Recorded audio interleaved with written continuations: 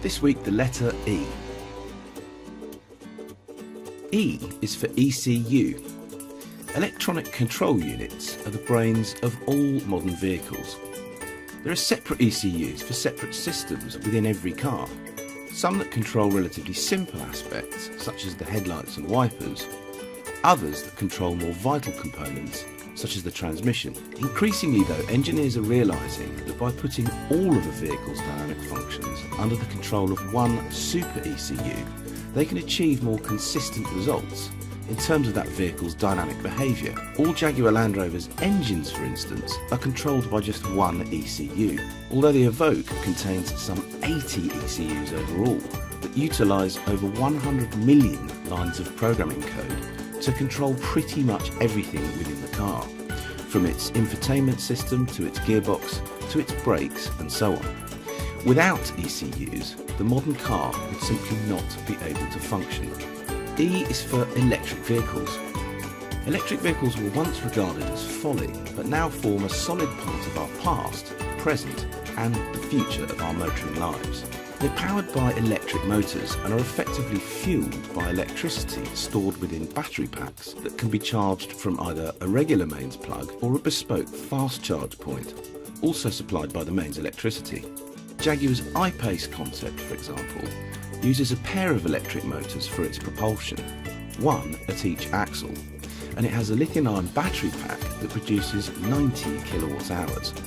In real terms, this gives it 700 newton meters of torque and enables it to accelerate to 60 miles an hour in just 4 seconds with a range of over 300 miles. It can be charged from empty to over 80% capacity via a fast charge point in just 90 minutes. The first ever electric vehicle was invented in the mid-19th century, by the way, but the technology has taken until now to properly catch on. E is for economy modes. Economy modes are controlled by a vehicle's main ECU, and when engaged, instantly reduce the outputs of aspects such as the climate control system, the onboard lighting, and the response from the electronic throttle.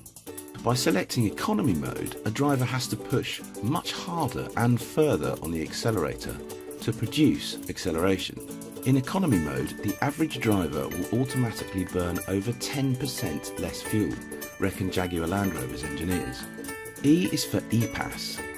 Electric power steering, also known as EPAS, is common in most new vehicles nowadays, mainly because it's more efficient than conventional power steering, because small electric motors weigh less than heavy hydraulic systems. There is still a mechanical link between the steering wheel and the steering gear, however, because in the event of a total failure of the electrical system, a driver must still be able to maintain control of the vehicle, albeit with zero power assistance. With Jaguar Land Rover's latest EPAS systems, the engineers have also been able to introduce variable weighting of the system as well, which happens when the driver selects dynamic drive.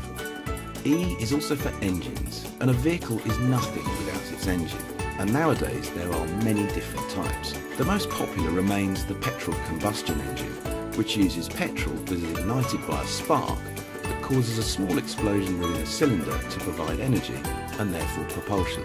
The second most popular is the diesel combustion engine, which uses diesel fuel that's injected into a cylinder in which air is then compressed to a point that, once again, it causes a small explosion, providing propulsion.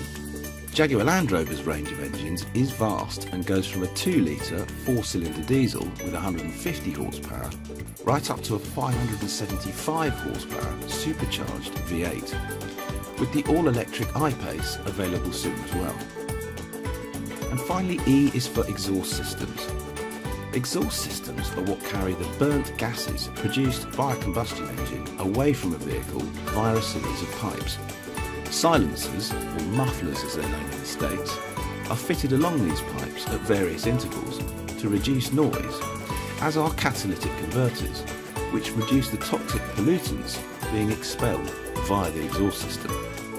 In sports cars, such as the Jaguar SVR, exhaust systems can be engineered to help produce a specific sound, often by the use of an exotic material for the pipework. In the SVR's case, the pipes are made of lightweight titanium Inconel, which not only produces a distinct soundtrack, but also cuts back pressure to improve the power output. It also cuts weight by an amazing 16 kilograms compared with a conventional stainless steel exhaust. Next week, the letter F.